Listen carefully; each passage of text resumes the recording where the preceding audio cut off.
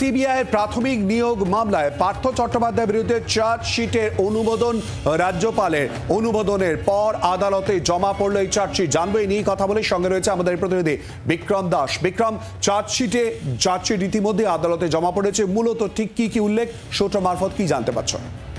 দেখো, আজকে যেটা হয়েছে, মূলত পার্থ চট্টোপাধ্যায়ের বিরুদ্ধে সিবিআই তরফ থেকে যে চার্জশিটটি দেওয়া হয়েছিল তার অনুমতিপত্র, অর্থাৎ তার যে স্যাংশন, সেই স্যাংশন সিবিআই তরফ থেকে আজকে আদালতে দেওয়া হয়। অর্থাৎ তার ফলে আদালত এই চার্জশিটকে মান্যতা দিল, মানে কগনিজেন্স দিল আদালত, এমনটাই আমরা জানতে পারছি। তার কারণ এর আগে যখন নিয়োগ দুর্নীতি কাণ্ডে তদন্ত করছিল সিবিআই তদন্তকারী আধিকারিকরা, তখন মূলত পার্থ চট্টোপাধ্যায়কে গ্রেফতার করা হয়েছিল এবং সেই ভিত্তিতেই চার্জশিট দেওয়া হয় পার্থ চট্টোপাধ্যায়ের বিরুদ্ধে।